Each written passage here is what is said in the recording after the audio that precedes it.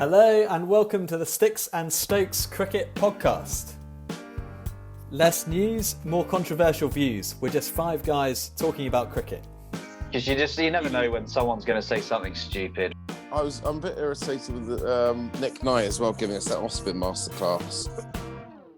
Because I was looking at Nick Knight's career, and he only took one wicket in his whole career. Is he on any socials at all? He's not on Twitter. He's not on LinkedIn. So join us as we shamelessly bait established cricketing legends on our journey to become the most influential voice of the cricketing world. Guys, I'm just looking up the chartable.com, the iTunes cricket podcast charts. I'm down to number 57. We've still not appeared just yet. We've had 11 ratings. Yeah, they're all fun. Yeah, I've been telling people to do that, to be fair. The It might cricket also- podcast are 11th, for fuckers. Hate those bastards. Fourth That's is the all I know. analyst. Second is the grade cricketer. Yeah, Annoyingly, two other podcasts have launched in the last 10 days or so. But don't worry too much about them. Last week's episode was described by one listener as insightful and entertaining, by another as not bad at all, actually. So if you're enjoying this podcast, why not follow us on Twitter? Search for the Sticks and Stokes Cricket Podcast. This week we'll be looking back at the second test in Chennai, picking the gaps in the mainstream media's cricketing coverage, hitting Nick Knight's latest bowling masterclass for six, and spinning ourselves into trouble with the cricketing gods, also known as the BCCI. So, let's meet the team. Hello, I'm the host and the guy who didn't introduce himself last time, Ben Fuchs. We've got the opinionated one who spoke a bit too much. Joining me here is Johnny Hilliard. The guy who needs to sort his headphones out, calling in from Chennai, is Chris Watt. And we've also got the chief culprit of some of the more ridiculous chat, and also our resident James Vince enthusiast, which is Chaser. And finally, the Somerset fan and the winner of the Lucky Dip competition to appear on this podcast. We didn't hear much of him last podcast because we had to edit out most of his contributions. But Alex Crabb, good to have you with us again. Right. Chaps, back down to earth with a bit of a bump this week. English cricket, we lost by a whopping 317 runs to India, which was more than we scored in the entire game across two innings. So we could probably batted four times there and still not won that match. Joe Root described it as a lesson for the team. So what did we learn? What did we learn, fellas? Crabby, do you want to kick us off? Yeah, I had a good point, which was lovely to not see Alistair Cook on Channel 4 anymore. So they obviously ditched him after our pod last week, I think, and we were lucky enough. Strauss has actually got a lot better banter than Cook, and Ebony Raven-Brent was actually a lot better than I thought she was going to be. So I was really Ebony, yeah, pleasantly she's good. surprised. She's not bad, actually. She's not bad. And but sadly, I did turn on TMS Cricket Social, whatever it's called, and I did hear his horrible voice at the in there. So I had to turn that off and listen to TalkSport. India just play better on turning pitches than us, and it just seems that our batsmen cannot cope. I'm not convinced with our top three at all. I know Sibley scores runs every now and then, and he hangs around a bit, but it did look our worst top three for a long time. Dan Lawrence just doesn't look like a test player at all. So I'm very disappointed, and we've got to ring the changes because it's just not good enough. That could be the last we see of Dan Lawrence, you think, perhaps? For a while. Hopefully, yeah. And that horrible man with the haircut. Well, it's not a haircut, is it? It's just a hairstyle.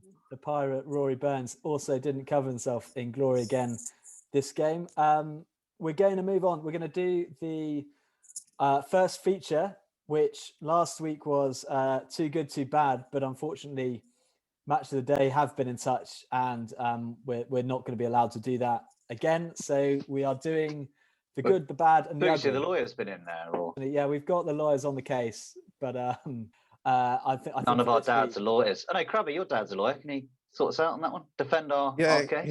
He mainly deals with rapists though and murderers. That's the problem. Well, he sorts that family firm, is it? Perfect. Family, yeah. He's helped me out a few times. Right then, back to you, Fuchsy. Sorry. The good, the bad, and the ugly. Anyone want to start us off? I think good. You got to take your hat off to India. I mean, Rohit Sharma on that first day took it away from us. I thought it was also great to see the crowds back at the cricket. It was good to see the stands full rather than just completely empty and the horrible TV made up crowd noise.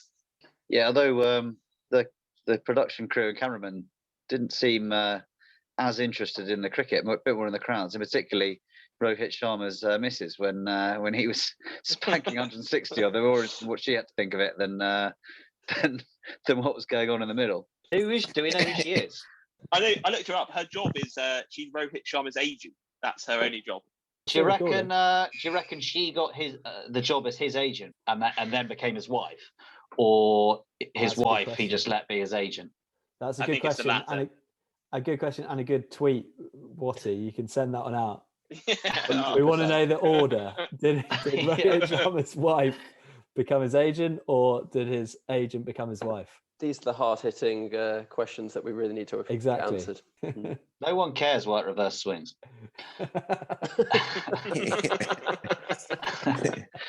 Watty, you need to tweet that.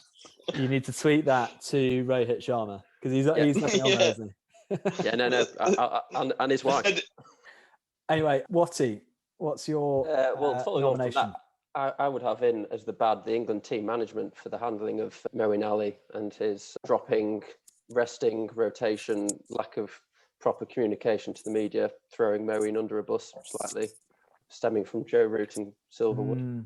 Well, it sounds like they did ask him to stay, but he went, "You're all right, thanks." But then they made it look like he just wanted to sack off the tour. Yeah, and they didn't bother calling up a replacement on a pitch which had just turned at right angles, and they're like, "Oh no, we'd be fine with two spinners." No, two spinners. Including one of whom we just binned off because we didn't think he was that good. He bowled loads of full tosses. That's not looking good in hindsight. That, and we'll go with 7 seamers in the squad for the third test. Ridiculous.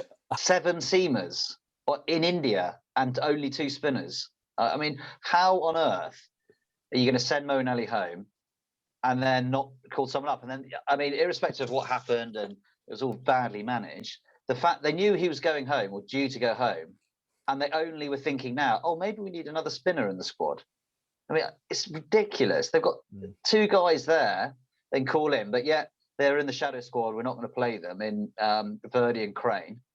And then they've, with the seamers, we're going to have 7 seamers in contention for the what, max 3 spots, probably only 2. I mean, I just thought it's an absolute joke.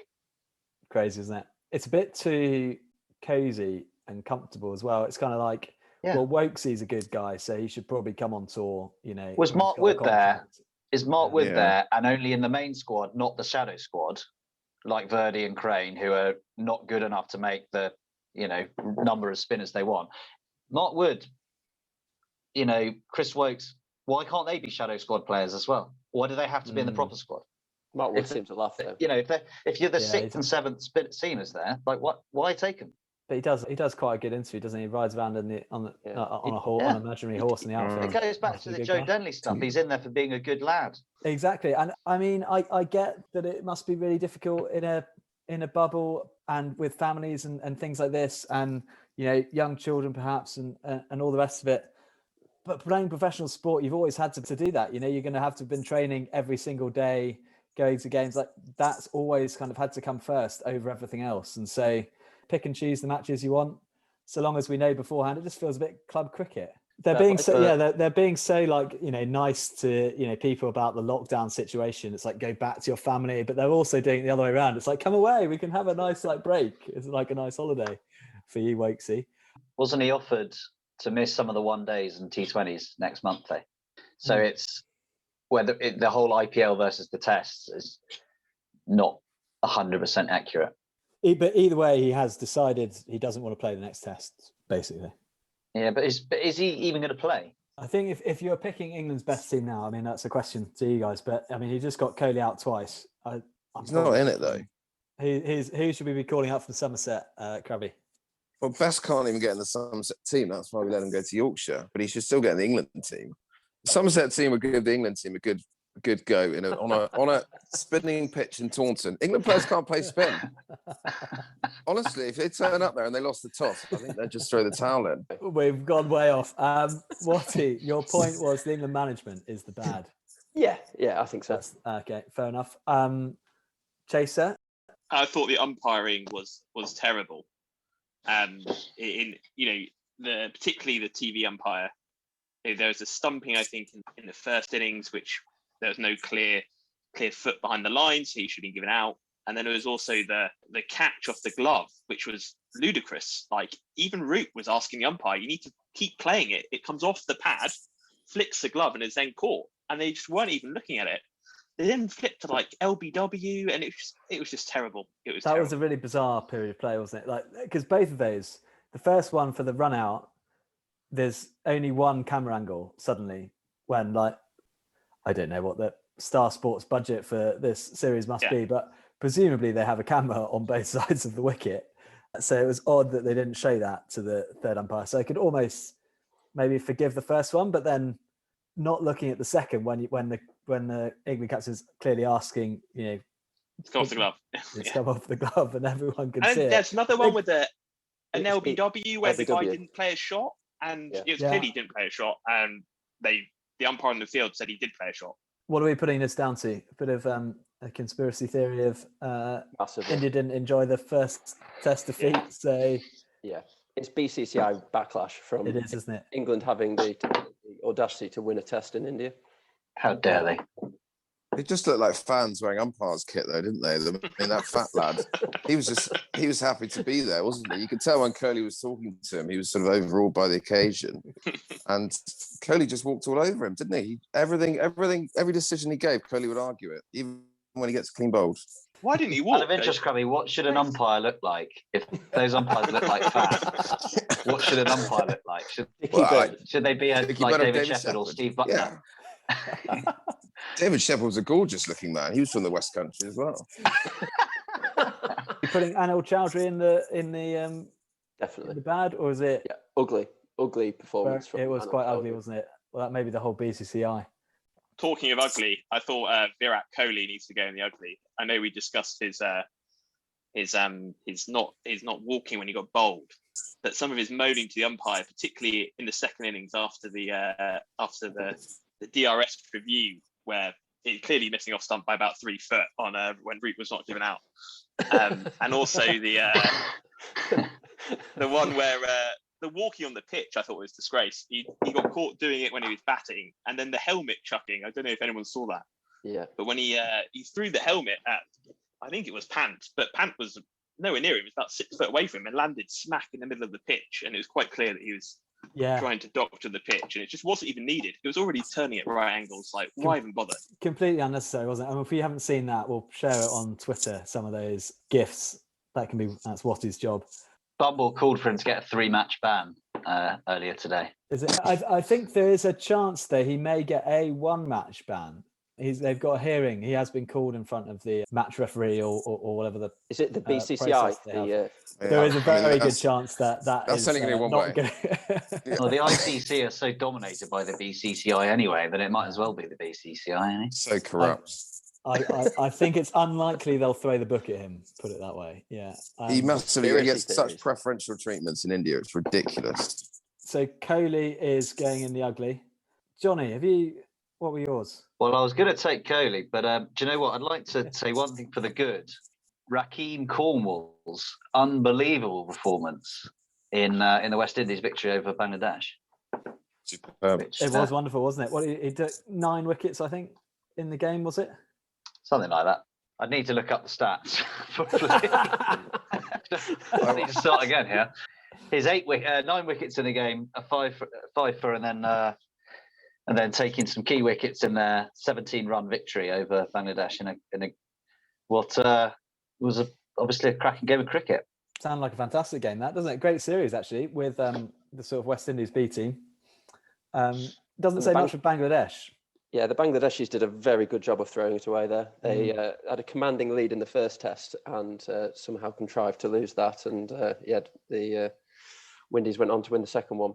Yeah, I'm not sure if our panel of esteemed experts here have got too much to say on Bangladesh, but we'll see. Just going back to Rakim Cornwall, yeah, I did watch a bit of Chittagong. I thought he bowled absolutely beautifully. I wish he bowled 62 overs in that match. Yeah, There'll be like yeah, I was nothing about left to of say. him by the end. He's so lighter. Well, he's only got 2 paces. He comes off 2 paces. He sort of does, walks in. He's a very, very crafty bowler, and he doesn't bowl any full tosses. He comes down from start. 6'6" plus the arm extension on top. So he's coming down from, about 8 foot there or so. And he's got very good hands. He fields at slip, obviously, because he can't field anywhere else. He's got a good pair of hands on him. He's just a very good all-round cricket player. Exactly. I wish he was English. You'd probably pick him ahead of our spinners at the moment, wouldn't you? Oh, 100%. He's got way more control than any of our spinners. Yeah, he's a great player. I would love to see Stakes and Rakim Cornwall in a fitness test before the tour. They'd make a good slip cordon, though, wouldn't they? Those two together. If you want to laugh, go on YouTube and look at batting for St. Lucia Zooks. And he scores a 50 in the Caribbean Premier League, which is just about the worst standard imaginable.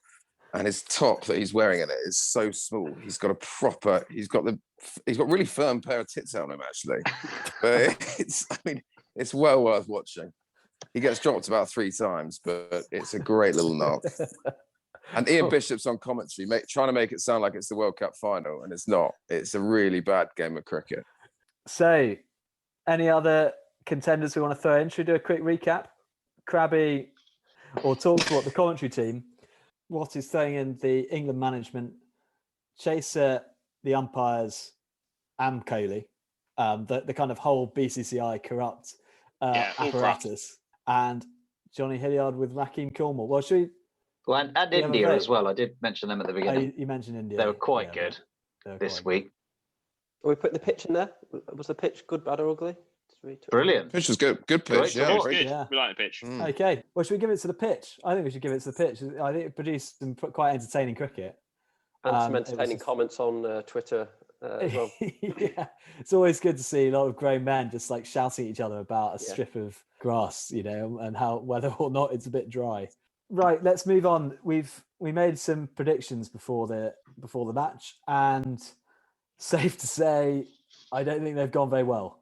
First up, our gambling addict, betting expert, Chaser. You actually made another prediction, not on air, but you put a real bet in, didn't you, for India to score 380 runs, and then that didn't quite come off. Yeah, that An was expensive day for you. That was unfortunate. It was looking great at one point, and then I got a little cocky and sent it around on the WhatsApp group, which is always fatal. Quickly turned south.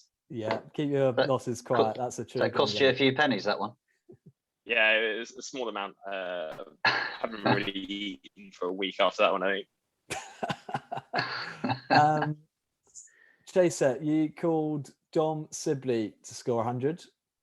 Wasn't great. Can't play spin, can he? So he was always going to be in trouble as soon as we saw that pitch. Did he make 50 in the match? No, he got 3 and 16. Outperformed by Rory Burns. That's never a good sign, is it? Mark that down as a fail. Anyone improve on that? Krabby, you had Joffred score 50. He might have done if he just got given a game. Well, against that spinning ball, I think Joffrey would have just given up. I don't think I'd have bothered even going out there.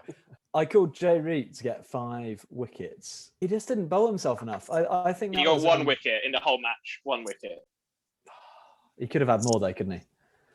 He had a couple of close LBWs. Okay, yeah, that's also a fail. Should we look ahead? What do we need to do then? What's different? Oh, Watty. Watty, you had my very out there prediction. Real left field shout of that the winner of the toss was going to win the game. I ignored that because it just wasn't really a prediction, frankly.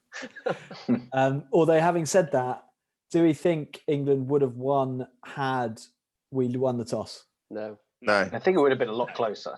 I mean, you don't know, but I can't imagine England would have lost that badly. But I don't think that's any fault of the pitch, or India would have possibly won if we'd won the toss. Whereas I think the way they batted, no chance we were going to win we were going to lose the toss and win. Right, we need to sort of look ahead to the next game. And there was also a feature that went down to huge critical acclaim in the first episode of our Village Cricket Stories from Johnny. probably bored half the listeners to sleep, but we had at least one positive comment about it. Did we? Really? I got a text. Yeah. Has what was my it? mum been messaging Nick again? Was that Godfrey? Godfrey Hilliard very much enjoyed the post, the pod, sorry. And I see he's been engaging on Twitter as well. Should we do any of a Twitter roundup, Watty? We are on Twitter, the Sticks and Stokes Cricket Podcast. How many followers have we got?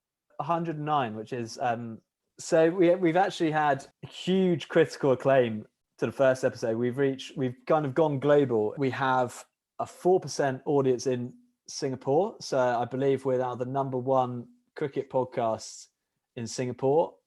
We have 1% from the UAE, so obviously we've got a mate out in Dubai. 1% in America, in Germany, real cricketing powerhouses, and in Kyrgyzstan.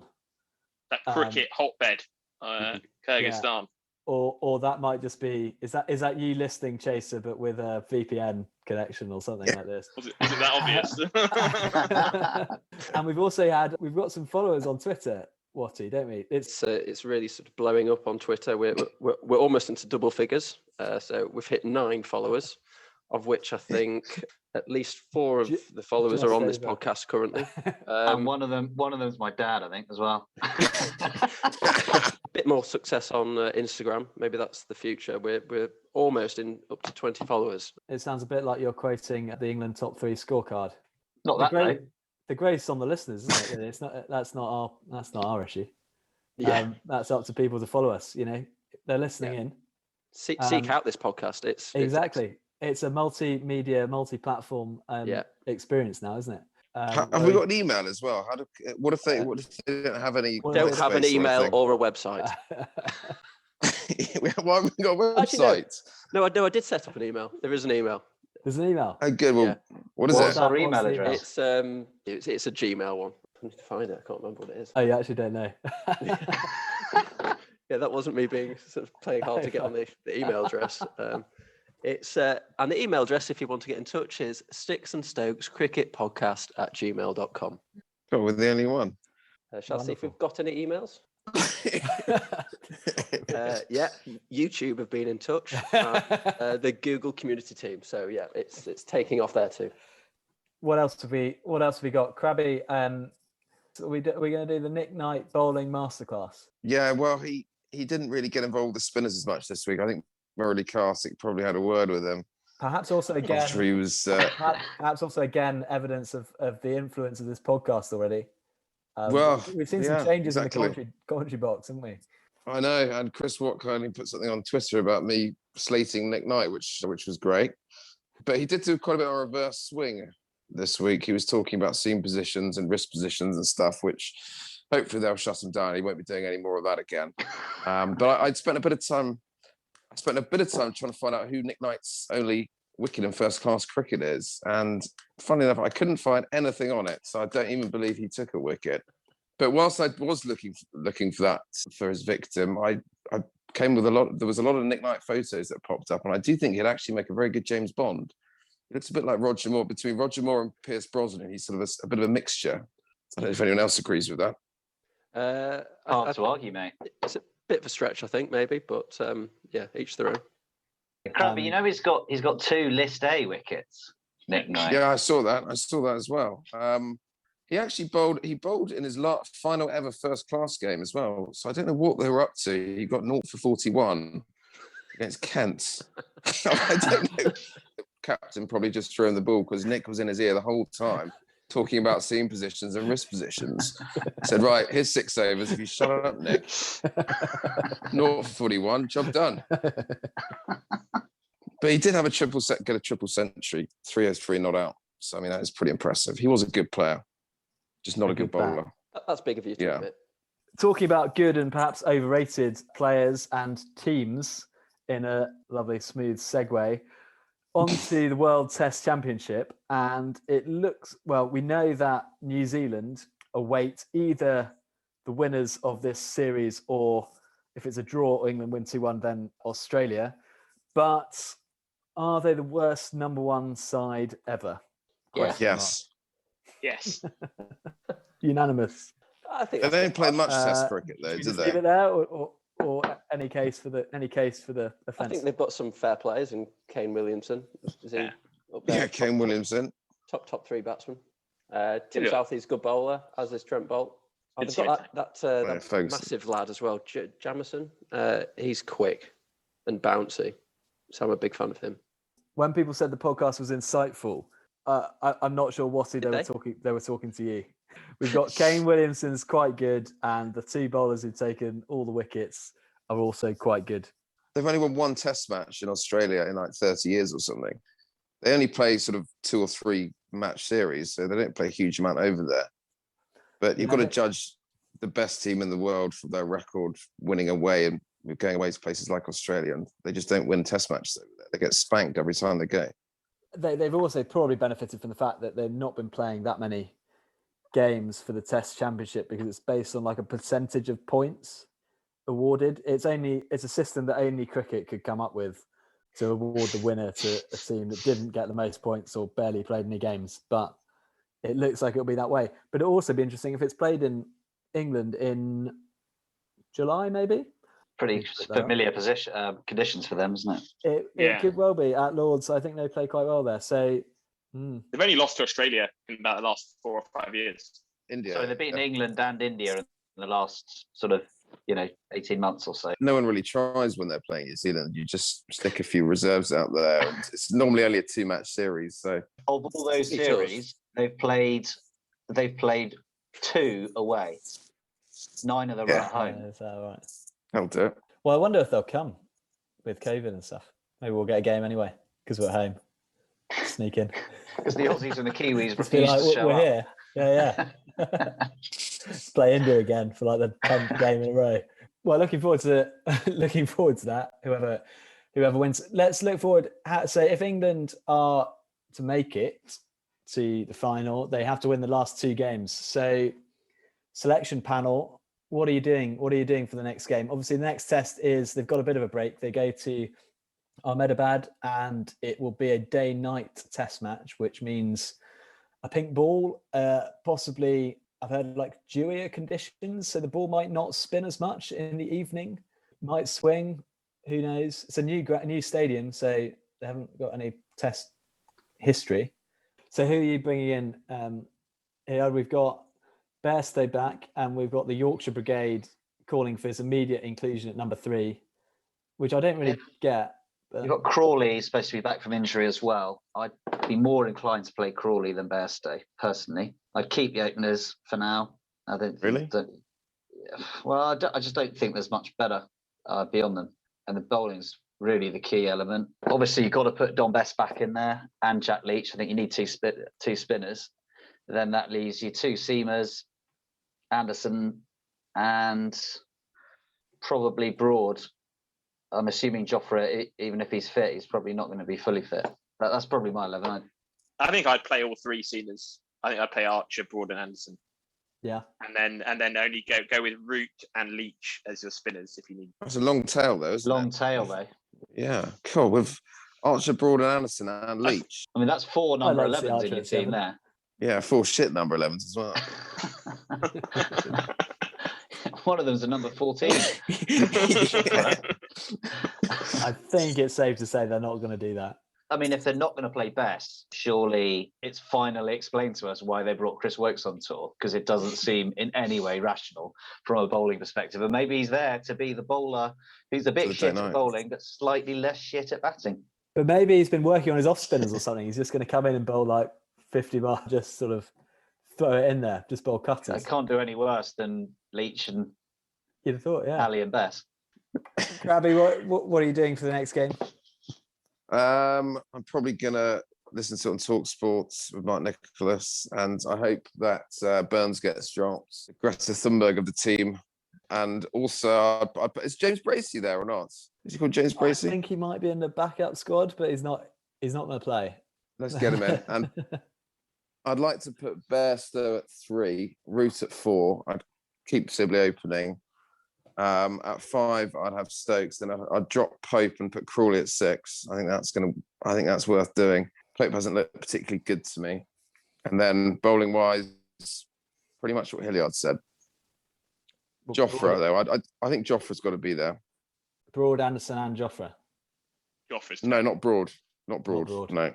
Anderson, Broad looked Jofra for Broad Broad. looked rubbish in that last game. What was going on with the bandana, by the way? Why is he wearing a bandana? He looked like a kamikaze pilot, except he was less potent than a kamikaze pilot. Like, I think he's holding it all over the place. He's thinning slightly on top, isn't he? Really, I think that is just an elaborate ploy just to hide what's going on the top of his head. We're going to do a short episode next week where we'll look at predictions, perhaps when we've got a bit more insight into who's likely to play and what the pitch might do. Any other comments? We could do a Vince update, couldn't we? Turn down the IPL. Moeen could take a page out. of He his would have book, I got. think. He would have got a deal there as well. The way he's played in the big You'd have thought. in the Big Bash. There's not many spaces though, is it? I think it's 60 spaces, but there's 300 players in the auction. You see, for the 100 auction, there's something like, because there's only about 7 or something ridiculous, very low number of overseas slots left. There's about 280 players gone for it. Is that right? But Yeah, I'm not something that like impressed by the hunt. Like, quite a few of the big names have pulled out, haven't they? And the Yeah, a lot of Southern the Aussies. Brave team, that looks like Which I Aussies reckon have pulled I'd get out. a I know a team lot have been together, but- sacked off. I know Smith and Warner have been not renewed by their teams, but they've both got in for the draw again. is that Warner right? certainly has. I think Mitchell Stark's pulled out. Has he been pulled out, or has he just not been retained? That's the question. I don't know the Because answer. David Warner, for example, he was just not retained by the Southern Brave. He's in the auction, but they didn't want him. That's because he's a There we go. Got a controversial clip. Done. It's not even controversial. It's not even controversial. It's not even controversial, mate. Are they playing cricket in Australia at the moment, by the way? Like, where did that video from Smith come from? What a plonker he looked like. He's a loser, isn't he? Why is he He's a loser. starting to do Good that? player though. Thanks, I mean, Watty. he's All right. Cheers, actively Watty. trying to do it, though, doesn't he? I mean, that's lots of people do slightly quirky things naturally, and whatever. But he's deliberately being a bit of a space cadet there, isn't he? I mean, Isn't the more cringy thing when Marnus Labuschagne's trying to copy him him. being weird? That's Yeah, a bunch Yeah. of weirdos, the Aussies. yeah. I love it when I Warren quite like got. what Shane Warne and Andrew Simons had to say yeah. about Marnus Labuschagne, personally, but They called him a Mong, didn't they? Well, didn't he take out a cheese toasty in his pocket into the outfield when they were playing against India? That's what I heard, and that had all sorts of past baggy green greats going off on Twitter about it. It's kind of sacrilegious. I think Langer wasn't too happy about it, was he? And then Langer's had a moan this week about people having a moan about him having a moan. They Just can't a win shame. the Aussie team at the moment. Literally. Just a shame we're not playing them sooner, really. They'll probably get it all sorted out by next winter. They'll be fine by next December, ready to steamroller us again. After forcing us into a 4-week quarantine. That's enough for this week. We'll be back next week with a prequel to the third test match. So thanks everyone for joining. Thanks, Krabby. Thanks, Watty. Thanks for your insight. Johnny, thanks Cheers. for keeping quiet, a bit quieter this week. And Chaser, I'm not giving you any more money to bet. All right. Thanks so much, Rads.